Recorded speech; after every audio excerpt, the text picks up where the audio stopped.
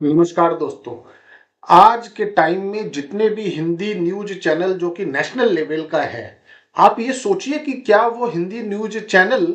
हमें इंफॉर्मेशन दे रहा है, सूचना दे रहा है या हमें या जनता को, देश की जनता को उत्तेजित करने का काम कर रहा है। क्योंकि आप आज के टाइम में अगर न्यूज़ चैनल के पास अगर बैठेंगे सुनने के लिए कि कोई मैं न्यूज़ सुनना चाहता हूं या किसी भी टॉपिक के ऊपर में एक डिस्कशन जो कि एक्सपर्ट देते हैं, अपने अपने विचारों को प्रेजेंट करते हैं, उनके डिस्कशन को अगर मैं सुनना चाहता हूं तो आपको डिस्कशन में तर्क और डेटा नहीं मिलेगा, बल्कि डिस्कशन में आपको एक दूसरे के ऊपर में चिल्लाते हुए पैनलिस्ट मिलेंगे, वन साइडेड। क्योंकि आज के टाइम में जिस प्रकार से उत्तेजना, चिल्लाना, हल्ला करना, पर्सनल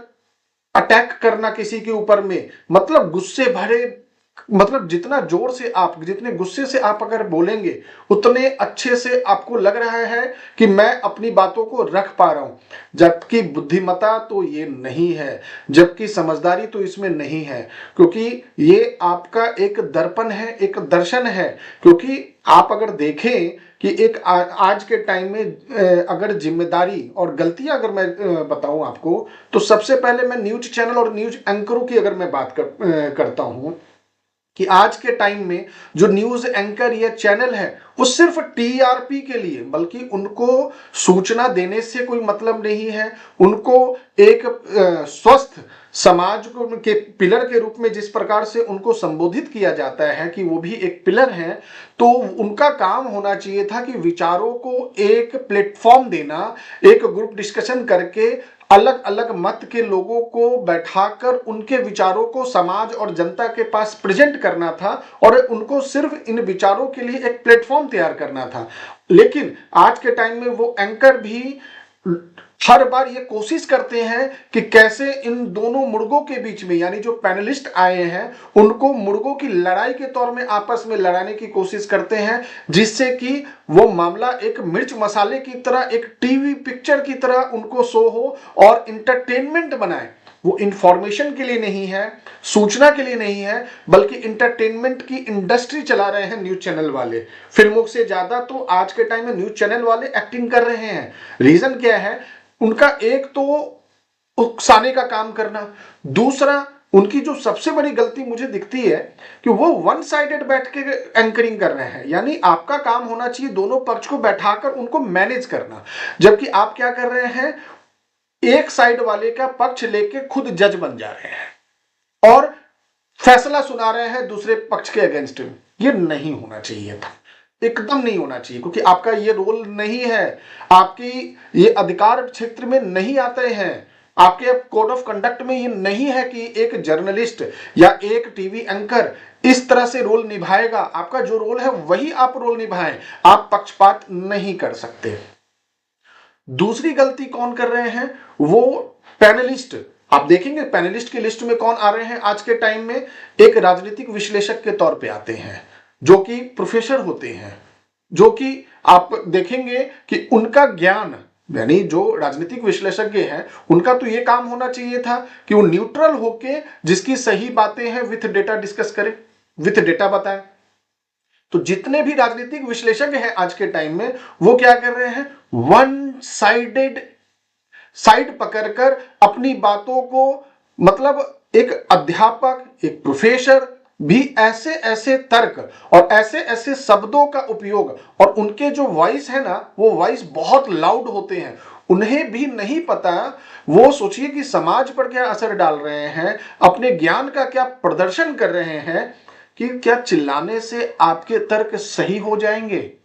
क्या हल्ला करने से या व्यक्तिगत हमला करने से आपके तर्क सही हो जाएंगे? आप जिस पॉइंट के लिए आए हैं वहां आप डेटा से बात कीजिए, आप दोनों पक्षों से निष्पक्ष होकर बात कीजिए और अपने विचारों को रखिए। क्योंकि आप राजनीतिक विश्लेषज्ञ हैं, किसी एक पार्टी के प्रवक्ता बनकर मत आए, क्योंकि ऑलरेडी पक्ष और विपक्ष दोनों के प्रवक्ता भी तो पैनल पे बैठे रहते हैं। तो राजनीतिक विश्लेषज्ञों की भी एक बहुत बड़ी कमी है कि वो उत्तेजना के साथ साथ सही शब्दों का उपयोग नहीं करते हैं और वन साइडेड एक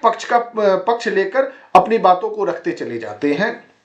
दूसरा, पक्ष वाले, या विपक्ष वाले, मैं दोनों प्रवक्ताओं से बोलना चाहता हूं और उनकी एक कभी भी मेरे को यह दिख रही है कि क्या कर रहे हैं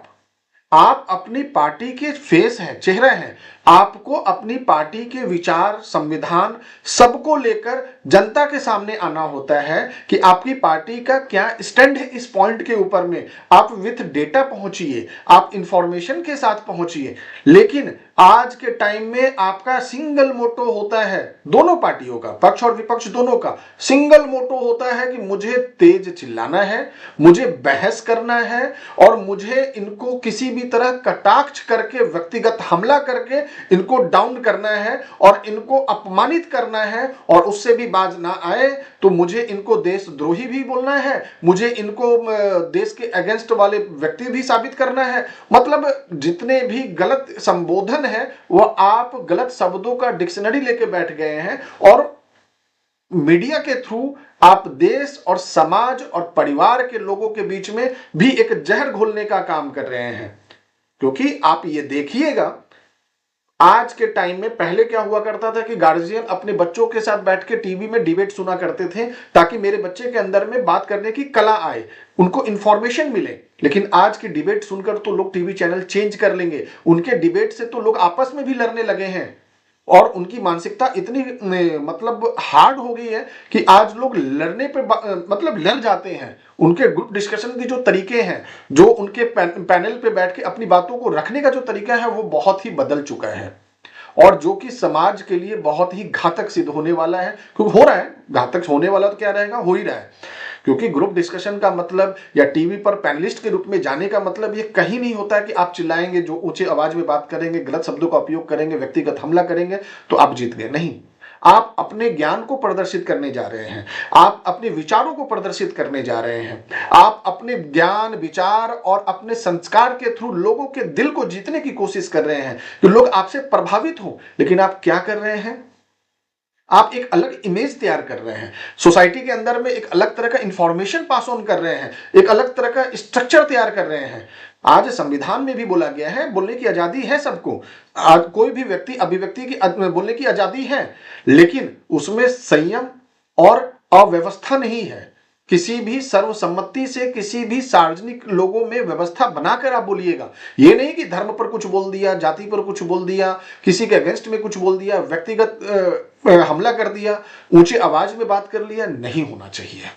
और साथ ही साथ मैं उन लोगों से भी एक मतलब पार्टी वालों को भी मैं बोलना चाहता हूं कि आप अपने प्रवक्ता की एक ट्रेनिंग करवाइए। क्योंकि आपके जो प्रवक्ता जाते हैं टीवी पर, वो प्रवक्ता सिर्फ नहीं होते बल्कि पार्टी की चेतना होते हैं, पार्टी के विचार होते हैं, जो कि भारत के पब्लिक जनता के सामने में आपके विचार, आपकी चेतना, आपकी सोच को लेकर जा रहे हैं, आपके स्टैंड को लेकर जा रहे हैं कि किस टॉपिक पर आपके क्या विचार हैं। और अगर वो बिना बोलते हैं ना कि बिना ड्राइविंग लाइसेंस के ड्राइविंग नहीं करना चाहिए,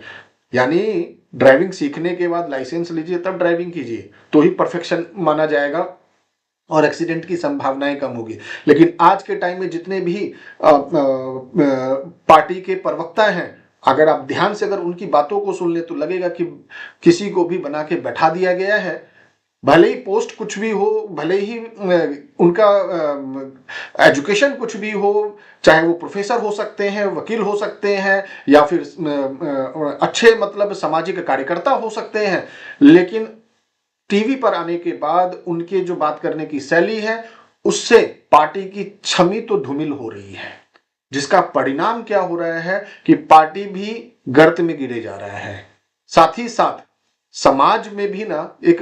मतलब जहर घोला जा रहा है और समाज में भी आपसी मेलजोल खत्म हुए जा रहा है। तो मैं उम्मीद करता हूं उन पार्टी वालों से कि आप अपने प्रवक्ताओं की ट्रेनिंग जरूर करवाएं और एक कोड ऑफ लैंग्वेज कंडक्ट जरूर होना चाहिए, जिससे कि उनका आप बोलते हैं ना, उनके ऊपर में एक विजिलेंस की सिस्टम बना के रखिए प्रवक्ताओं के ऊपर में कि उससे पार्टी की छवि पर कितना प्रभाव पड़ा, उन्होंने क्या ऐसा बात बोला जिससे कि पार्टी की छवि पर प्रभाव पड़ा या नहीं पड़ा। क्योंकि अगर संतुलित नहीं रहेगा, संयमित नहीं रहेगा तो फिर पार्टी को भी नुकसान है, छवि को भी नुकसान है और देश को तो नुकसान हो ही रहा है। आज कोई टीवी देखना पसंद नहीं कर रहा है, news channel, specially Hindi news channel जो व्यवस्था बन गया है बहुत ही खराब है। टीवी न्यूज चैनल वालों के लिए, एंकर के लिए मेरा एक सजेशन है, आप जज ना बने, आप एक पैनलिस्ट को मेंटेन करने वाले प्लेटफॉर्म बनिए, आप एक सवाल पूछने का माध्यम बनिए,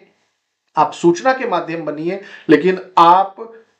डिसीजन ना लें, आप उकसाने की काम ना करें। टीआरपी का खेल नहीं बल्कि व्यवहार का खेल और एक समाज को इंफॉर्मेशन देने का अपना काम करें, टीआरपी के लिए काम ना करें। साथ ही साथ मेरा सरकार से भी और आईटी डिपार्टमेंट, आईटी मिनिस्ट्री से भी एक अनुरोध है कि वो रेगुलेटरी को इस तरह से स्ट्रांग करे कि जिससे कि सिर्फ नोटिस देने से ही टीवी चैनल वालों को से काम ना हो, बल्कि उनके ऊपर में आर्थिक दंड के साथ साथ ना उनके चैनल को बंद करने का भी एक प्रावधान रखिए कि इस तरह से अगर इनका भी ऑडिट कीजिए आप कि इनके जो कंटेंट क्वालिटी इंडेक्स है, यानी किस कंटेंट पे क्या इनके वर्ड निकल रहे हैं, उसका जो इंडेक्स का एक चार्ट बनवाने की कोशिश कीजिए हर टीवी चैनल का अलग अलग, और उसमें जो फेल होता है उसके टीवी चैनल का लाइसेंस आप ले लीजिए। फिर देखिए कि भारत के अंदर में जो एक समाज तैयार करने की परिकल्पना हुई थी संविधान के तहत आजादी के बाद, वो परिकल्पना धीरे धीरे आ जाएगा। तो मैं उम्मीद करता हूं कि टीवी चैनल वाले, ये जो राजनीतिक विश्लेषक के बन के जो टीवी पैनलिस्ट के रूप में आते हैं वो, और साथ ही साथ टीवी और पार्टी के प्रवक्तागण और पार्टी चारों अपनी जिम्मेदारियों को समझेंगे और आने वाले टाइम में इस पर काम करते हुए समाज के लिए एक एग्जाम्पल बनेंगे और एक अच्छा और स्वस्थ व्यवस्था देंगे टीवी डिबेट को। नमस्कार दोस्तों।